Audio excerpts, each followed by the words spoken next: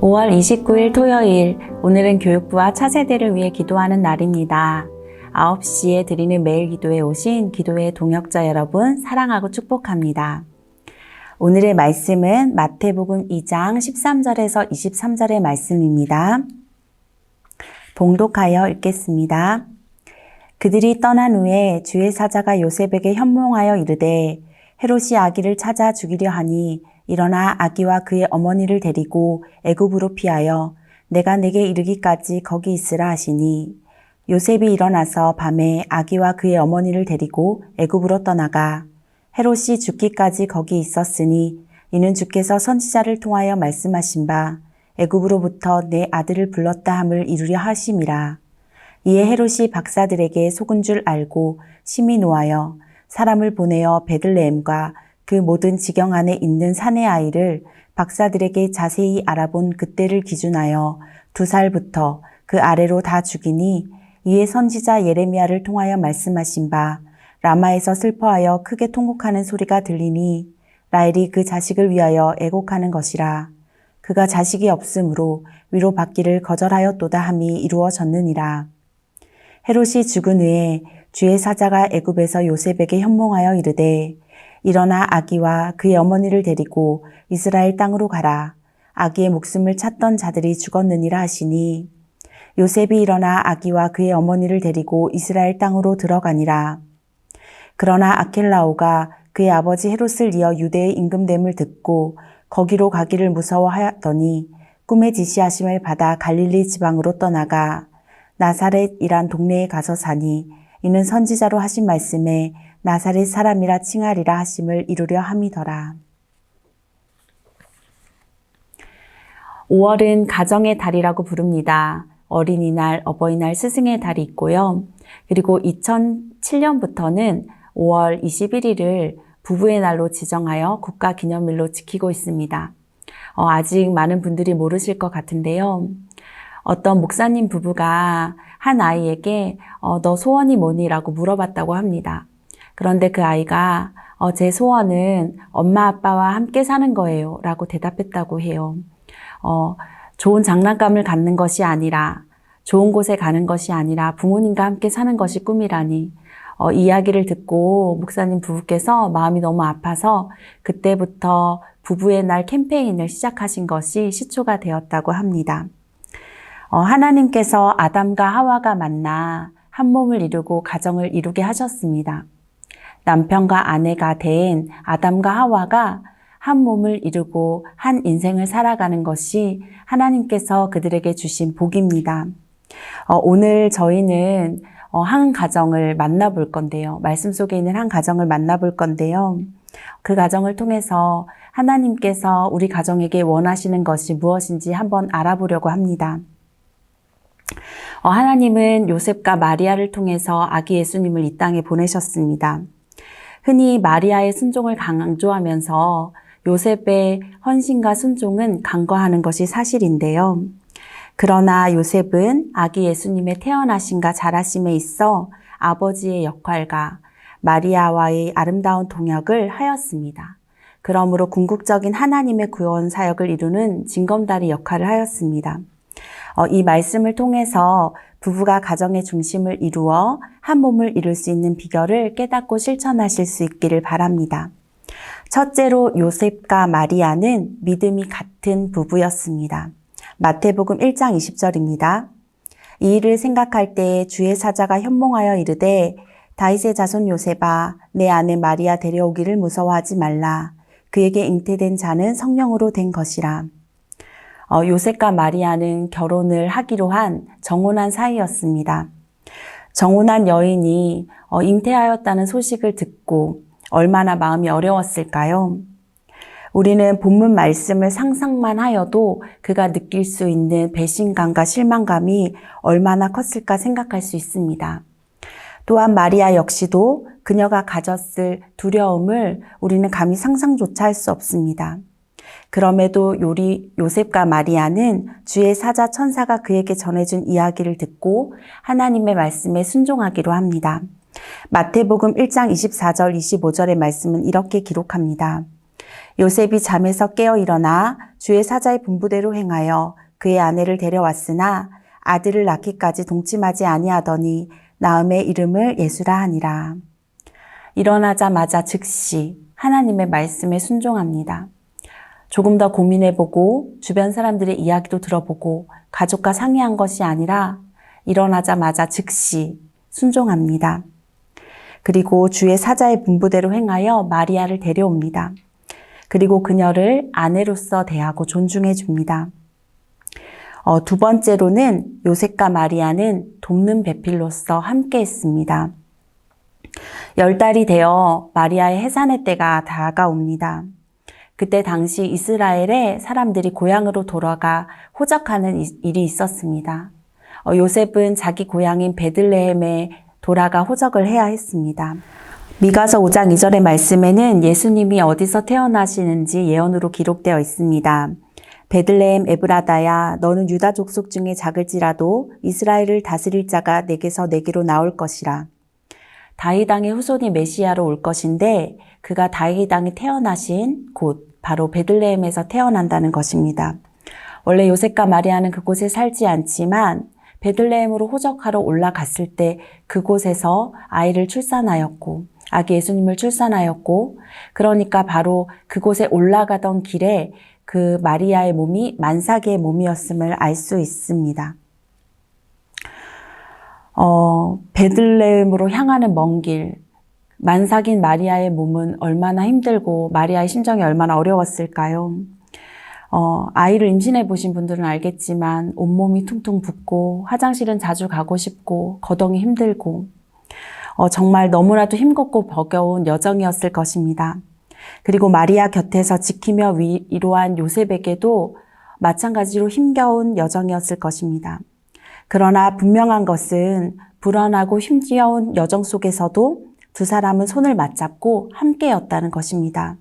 어려울 때 서로 격려하면서 둘은 서로를 위한 돕는 배필이 되어 주었습니다.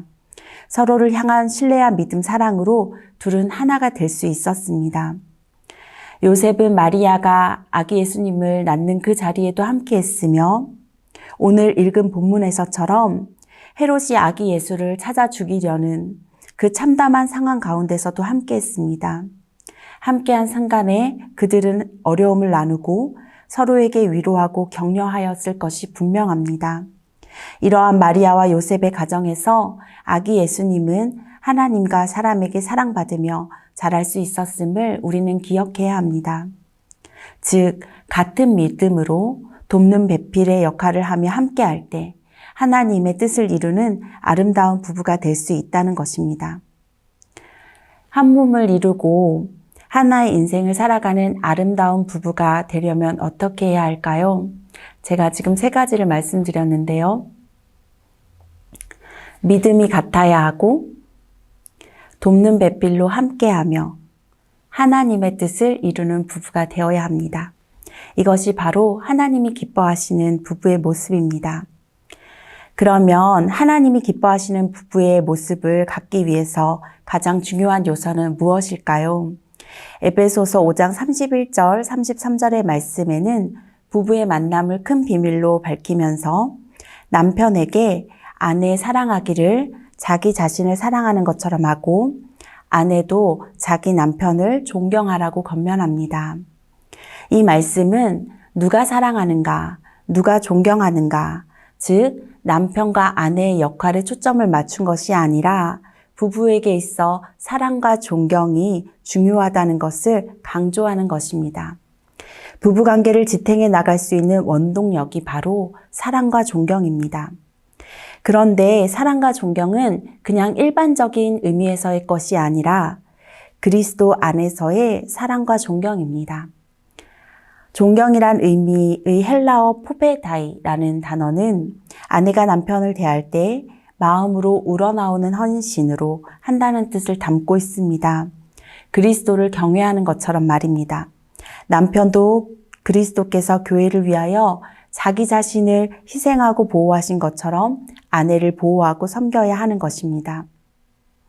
그렇다면 부부가 사랑과 존경으로 하나의 모험을 이루고 하나의 인생을 살아갈 때 얻게 되는 가장 큰 의미는 무엇일까요? 흔히 한국 사회에서 아버지의 자리는 권위 자체에 초점이 맞춰져 있습니다.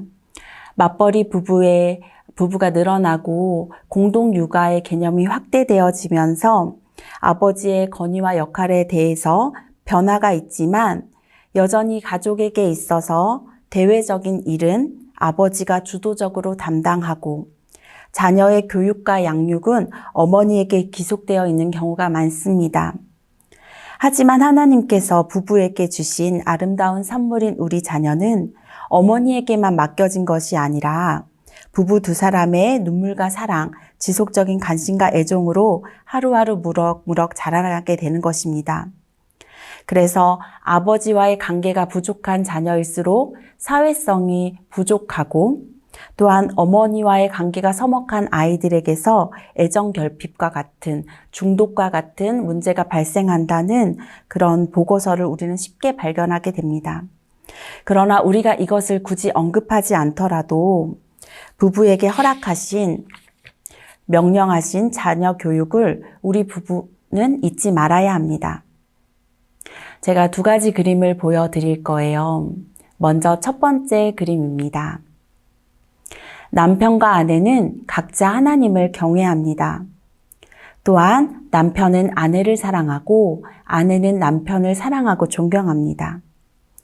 남편은 하나님의 사랑을 기초로 하여 아내와 자녀를 대하고 아내는 하나님을 경외하는 것으로부터 남편과 자녀를 대합니다. 이 부부가 하나님을 경외하는 그 믿음을 기초로 하여 부부의 사랑을 이루었을 때 이 사랑이 가정의 중심축이 됩니다.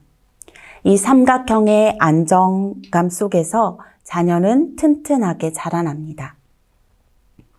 이제 두 번째 그림을 보여드리겠습니다. 이 그림에서 남편과 아내의 중심에는 자녀가 있습니다. 남편은 아내에게 주어야 할 사랑과 관심을 자녀에게 부어줍니다. 하나님의 사랑을 기초로 자녀를 대해야 하지만 하나님은 멀리 계시기만 합니다.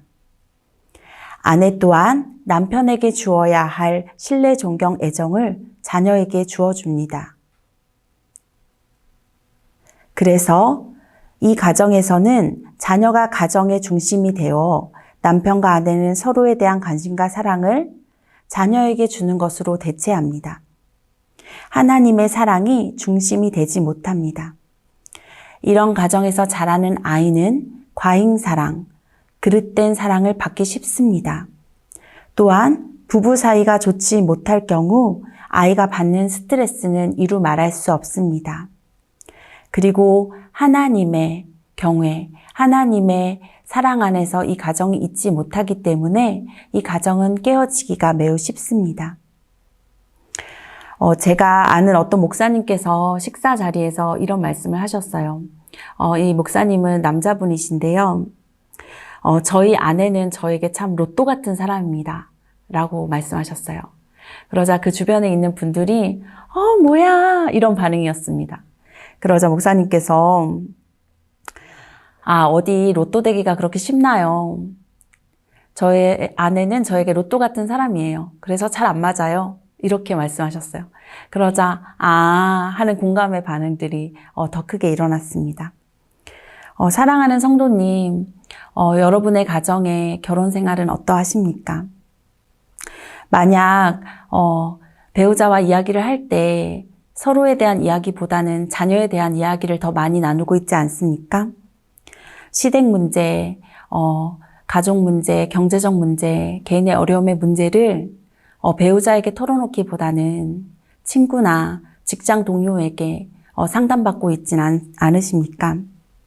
때때로 배우자가 있어도 외롭고 쓸쓸한 느낌이 든다든지 결혼기념일이나 생일 같은 특별한 날도 쉽게 까먹어버리고 서로에게 스킨십을 하는 것이 너무나도 어색해져 버렸고 부부싸움이나 갈등으로 인한 이전의 스트레스들이나 응어리들이 남아있고 또한 자녀를 대할 때 너 누구 닮아서 그래? 당신 때문이야. 라는 얘기를 배우자에게 하고 있지는 않습니까? 만약에 그렇다면 오늘의 말씀을 통해서 배우자의 의미를, 그리고 하나님께서 나에게 주신 배우자의 의미를 다시 한번 기억해보고 되새기는 시간이 되셨으면 좋겠습니다. 하나뿐인 돕는 배필, 그 사람이 지금 내 옆에 있는 배우자입니다. 부부는 하나님께서 맺어주신 아름다운 사이입니다. 그것을 기억하며 아름다운 동행을 해나가시는 부부가 되시는 성도님들이 되기를 바랍니다. 이제 말씀을 기억하며 기도하기 원합니다. 하나님의 섭리 가운데 가정을 이루었듯이 서로 사랑하고 순종하며 하나님 앞에서 아름답게 하나됨을 이루는 부부가 되게 하옵소서. 가정의 중심은 부부가 되어야 하지만 자녀 양육이 가정의 중요한 일이 되어 서로에게 집중하지 못했음을 회개하게 하옵소서. 우리 가정과 배우자를 위해 기도하는 남편, 아내가 되게 하소서. 시간이 지나면서 부부의 친밀함이 사라지고 서로에 대한 사랑이 부족하고 외로워하고 배우자를 원망했던 것을 회개하게 하옵소서. 결혼의 서약처럼 건강할 때나 아플 때나 어려울 때나 기쁠 때나 가난할 때나 부유할 때도 서로를 향한 극진한 사랑을 가지고 살아가는 부부가 되게 하옵소서. 서로 살아온 환경과 문화가 다르다는 것을 이해하고 배려하며 배우자의 생각, 감정, 필요를 파악하고 채워주는 따뜻한 언어와 행동으로 지혜롭게 가정을 세우게 하옵소서. 남편을 존경하고 아내를 사랑하며 서로에게 헌신하고자 하나님 앞에서 맹세했던 것을 잊지 않고 지켜나가게 하옵소서. 이전의 부부싸움으로 갈등으로 인한 마음속에 응어리진 것이 남아있다면 기도 가운데 해결의 실마리를 찾을 수 있는 은혜를 허락하여 주소서. 기도하겠습니다.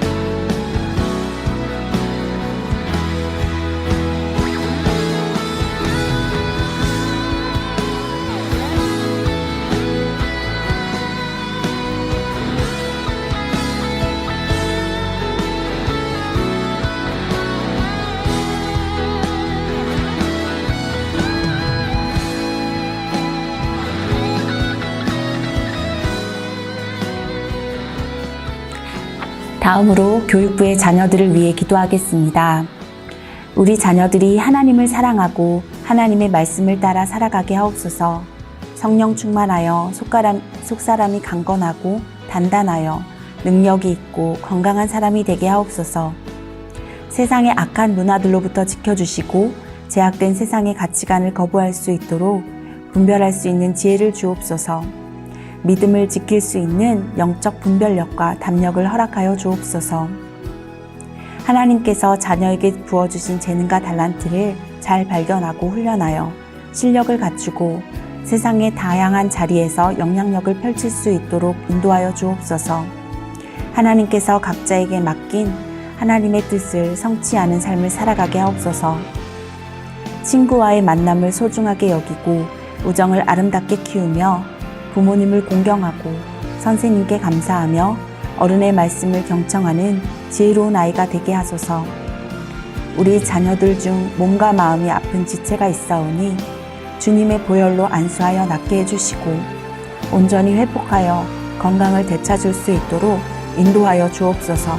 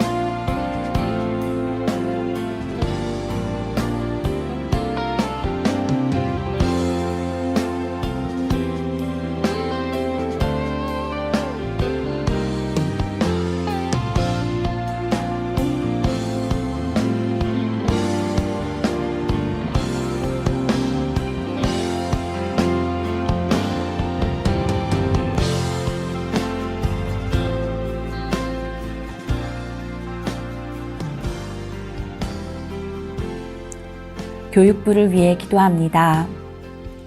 교육부의 현장 예배가 방역과 안전이 잘 지켜지고 성령의 기름 부으신 가운데 은혜 넘치는 예배가 드려지게 하옵소서. 또한 교회에 나오지 못하고 가정에서 온라인 예배를 드리는 아이들도 그 시간 참된 예배자로 세워지도록 성령님께서 함께하여 주옵소서. 교육부에서 진행 중인 토마토, 청신호를 통하여 모든 가정과 자녀들의 신앙이 자라고 성령의 열매가 맺히는 삶이 되게 하소서. 교육부를 섬기는 선생님과 지도부, 사역자가 성령 충만하여 다음 세대를 살리는 사역을 감당하며 성령으로 하나 되어 교육부의 비전을 공유하게 하옵소서.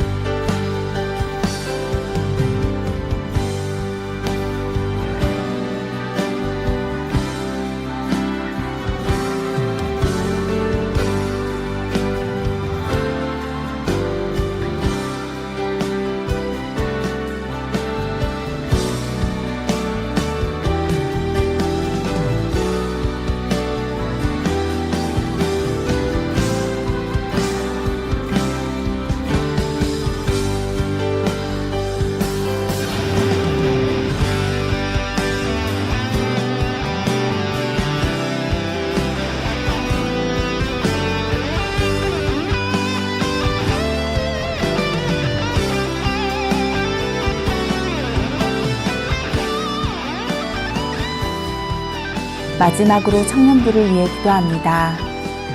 새벽 이슬 같은 주의 청년들이 청년의 때에 경건을 연습하며 죄의 유혹을 이기고 거룩한 삶을 살아가게 하옵소서.